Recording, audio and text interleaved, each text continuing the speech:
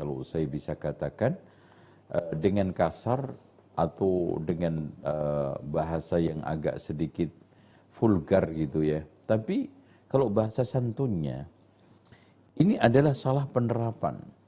Contoh, sama dengan surat Yusuf dikait-kaitkan dengan kehamilan. Itu kan gitu. Kan nggak nyambung. Ya. Nabi Yusuf tidak pernah hamil, kan gitu.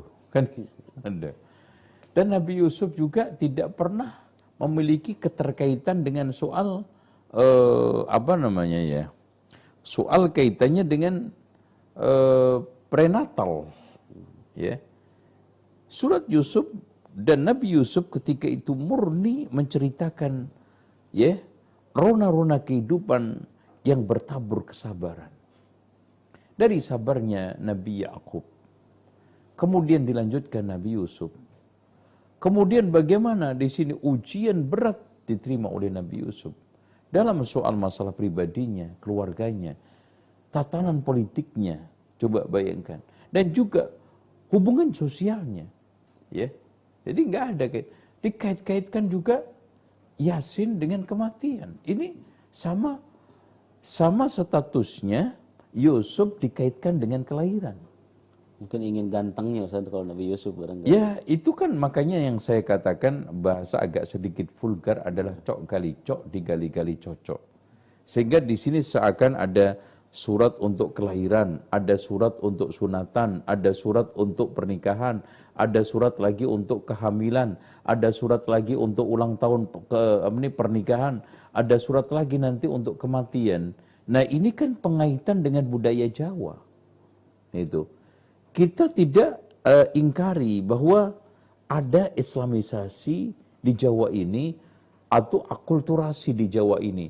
Tetapi sampai detik ini saya belum menemukan riwayat bahwa di antara para wali itu melakukan yasinan untuk acara-acara tersebut. Nah yang kedua, ayat ini kan ayat spektakuler untuk panduan kehidupan, bukan kematian.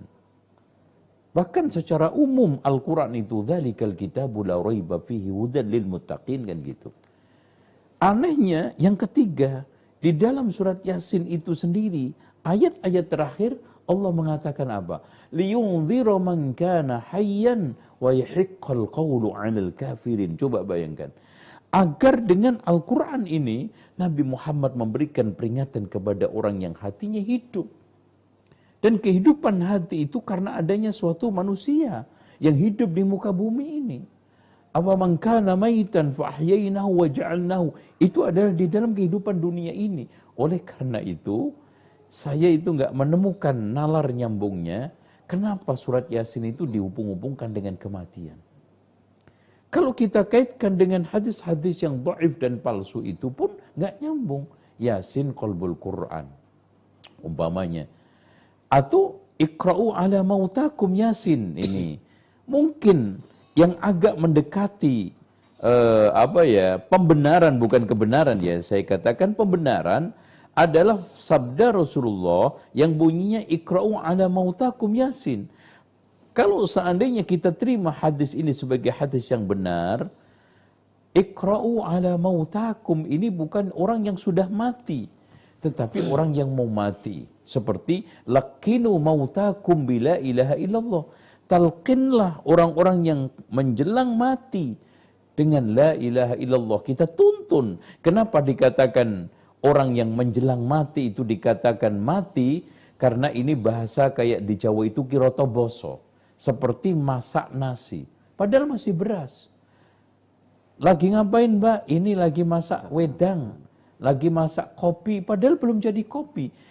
Karena yang dimasak itu akan pasti menjadi kopi itu lebih tinggi. Akan menjadi nasi itu lebih tinggi. Makanya disebut lakinu mautakum. Orang-orang yang ada kepastian secara tanda-tandanya mau mati, bacakanlah Yasin. Itu kalau seandainya kita bisa memberikan pembenaran. Ya, Allahu a'lam bishawab.